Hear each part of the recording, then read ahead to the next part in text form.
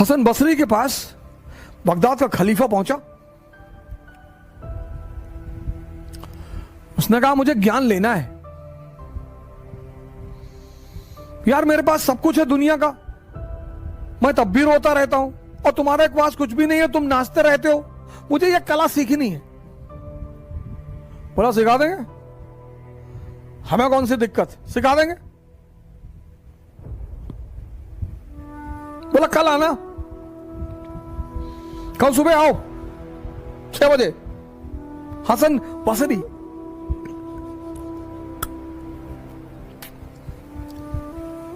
खलीफा आया दूसरे दिन सुबह। तो बसरी ने कहा देखो एक शर्त है, पहली शर्त कि जो भी मैं तुमसे कहूंगा वो तुम करोगे, क्रॉस क्वेश्चन नहीं करोगे, और अगर तुम समझ गए तो तुम मेरी वाली अवस्था में आ जाओगे। और उसने कहा ठीक है बताओ क्या करना है। तो खलीफा को ले गया एक कुएं पे, वहां एक बाल्टी रखी थी, बाल्टी का नीचे जो था बेस वो था ही नहीं।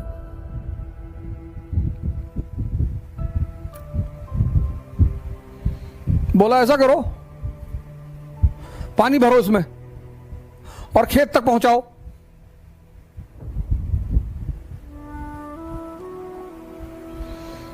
बसरी ने खलीफा से कहा कि ये जो बाल्टी है इसमें पानी भरो और खेत तक पहुंचाओ, नहर में डालो और खेत तक पानी पहुंचे।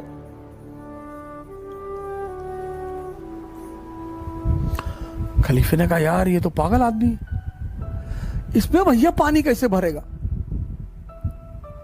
लेकिन अब चूंकि शर्त का मामला था तो खलीफा ने पानी भरना शुरू किया। वो बाल्टी ऊपर आए ही ना, सारा पानी नीचे ही निकल जाए।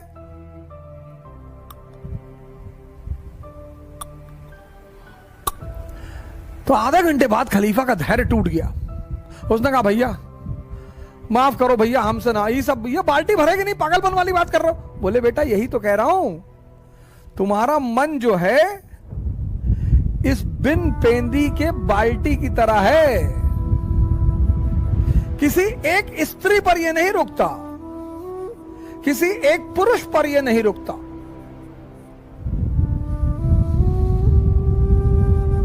इसका मन जब बस चले तो पूरे दुनिया की स्त्रियों से विवाह कर ले, लेकिन डरता है कि पीटेंगे लोग, तो बड़ी आदर्शमयी बातें करता है यार। दूसरे की स्त्री को नहीं देखना चाहिए और खुद आंख फाड़ के देख रहे हैं।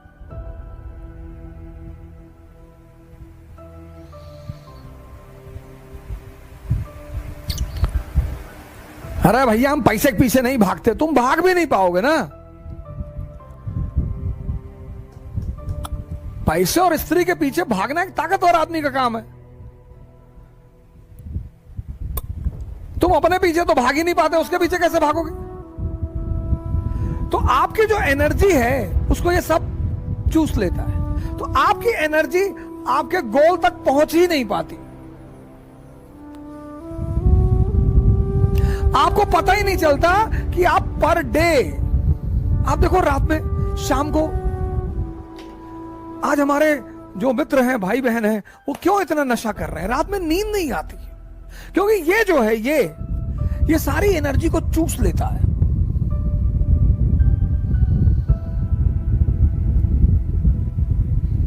सारी उस एनर्जी को जहां जाना है वो पहुंचती ही नहीं। तो जब एनर्जी अपने गोल तक नहीं पहुंचती तो अचीवमेंट कुछ होगा ही नहीं।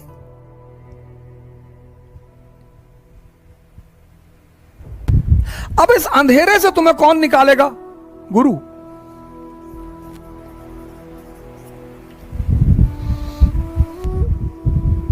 तो ये गुरु क्या करेगा? तुम्हें दीक्षा देगा और दीक्षा देके तुम्हें कहेगा कि भैया, हां, आपने बोला हां, बोला भैया ध्यान करो।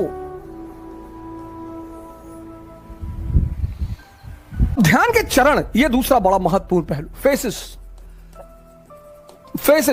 पहला फेस यही इंपॉर्टेंट है सर, मन को समझना। या देखना।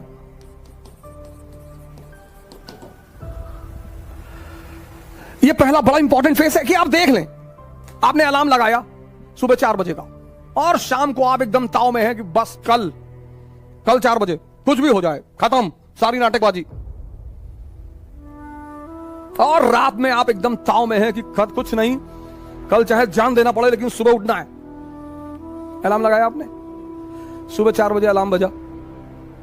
अब आपके इस मन ने ये नहीं कहा कि नहीं उठना है ना, ये तो ये कहेगा ही नहीं, ये इसकी खूबसूरती है सर, ये नहीं कहता ही नहीं।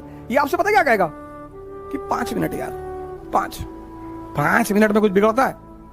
आपको भी लगता है कि हाँ यार 5 मिनट में क्या 4 बज रहा, 4-5 पे उठ जाएंगे सर। आप इसकी चालाकियां समझो सर।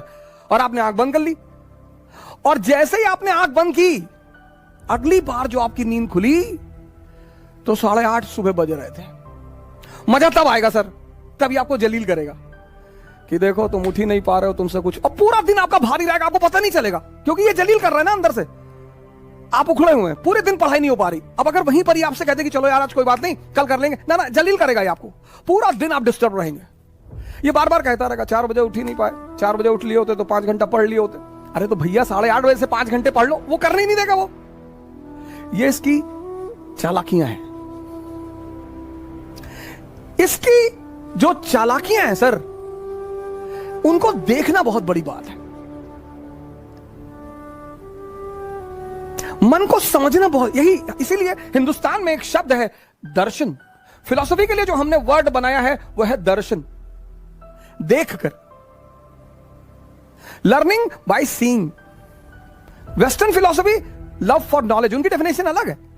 हमारी फिलॉसफी का जो वर्ड है दर्शन, लर्निंग बाय सीइंग। बुद्ध ने किसी यूनिवर्सिटी में नहीं सीखा स्पिरिचुअलिज्म, देखा। क्या देखा? एक ओल्ड मैन को देखा, एक डेड बॉडी को देखा, एक बीमार आदमी को देखा और एक सन्यासी को देखा। वहां से क्यूरियोसिटी पैदा हुई। हमारी तो एजुकेशन पॉलिसी ने हमारी क्यूरियोसिटी को तो मार ही डाला। दर्शन। अगर आप मन की इन छोटी छोटी चालाकियों को पकड़ने लगे सर, छोटी छोटी,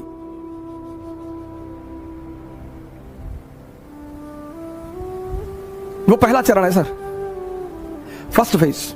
और एग्जाम्पल देगा कि अभी 21 साल उम्र है, अभी तो हम पापा भी कह रहे थे अभी कोई ज्यादा जरूरी नहीं है, अभी तो 21 ईयर एज है, अगली बार दे लेंगे। इसके टालने की आदत है सर। ये जो पहला फेस है इसका, वो बड़ा क्रूशियल है, क्योंकि उस माइनोट चीजों को पकड़ना, आप उनके प्रभाव में आ जाएंगे सर। वो 30 साल पुराना मन है, याद रखिएगा, और आप एकदम नए हैं। ये पहला फेस होता है सर।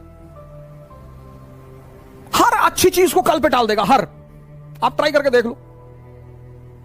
योगा करना है कल से, कल सुबह उठेंगे। ये नहीं 11 बजे उठे तो चलो 11 बजे ही करेंगे, 12 बजे उठे 12 बजे करेंगे, 1 बजे उठे 1 बजे करेंगे। नहीं, तुरंत कह देता अब तो 1 बज गया, दोपहर हो गया, दोपहर में ऑक्सीजन लेवल कम होता है, साइंस कहती है, तो चलो कोई बात नहीं, अब कल से कर लेंगे। ये मना तो करेगा नहीं सर। इसकी सबसे प्यारी बात है, ये किसी भी काम को मना नहीं कर, आपकी किसी बात को मना नहीं करेगा, पर करने भी नहीं देगा। सबसे मजेदार बात, आपकी किसी बात को मना नहीं करेगा, पर सर ये करने नहीं देगा। यही इसकी ब्यूटी है सर। और वो जब आप पकड़ लेते हैं, बस पहले चरण आपका पूरा हो जाता है। जहां आपने उस बात को पकड़ा कि अरे यार ये तो 15 दिन से मुझे सुबह उठने ही नहीं दे रहा, और सर ये रिपीट करेगा। दूसरे दिन शाम को भी आप कहेंगे कि कल तो उठना ही है। हाँ कहेगा, बिल्कुल एकदम उठना है, और 3:50 पे उठना है। फिर सुबह वही नाटक कर देगा। ये पहला चरण है, बड़ा क्रूशियल चरण है, बड़ा प्यारा चरण है सर, इसकी चालाकियों को पकड़ना सर। अब दूसरा चरण बड़ा इंपॉर्टेंट फेस है सर। ये इंपॉर्टेंट है, ये और इंपॉर्टेंट है सर। ये फेस तो बहुत लोगों को तो समझ में नहीं आता, खुद ही से जान ही नहीं पाते लड़ाई किससे हो रही है। उस फ्रस्ट्रेशन को वो दूसरे के ऊपर उतारते हैं। सर इस दुनिया में हर आदमी अचीवमेंट चाहता है सर, आइडेंटिटी चाहता है हर आदमी, लेकिन जब वो अपनी ऊर्जा को लगा नहीं पाता तो फ्रस्ट्रेशन आती है, डिप्रेशन आता है। मां बाप से झगड़ा कर लेगा, भाई बहन से झगड़ा कर लेगा, दोस्तों से झगड़ा कर लेगा, टीचरों, मतलब लग जाएगा कि आप।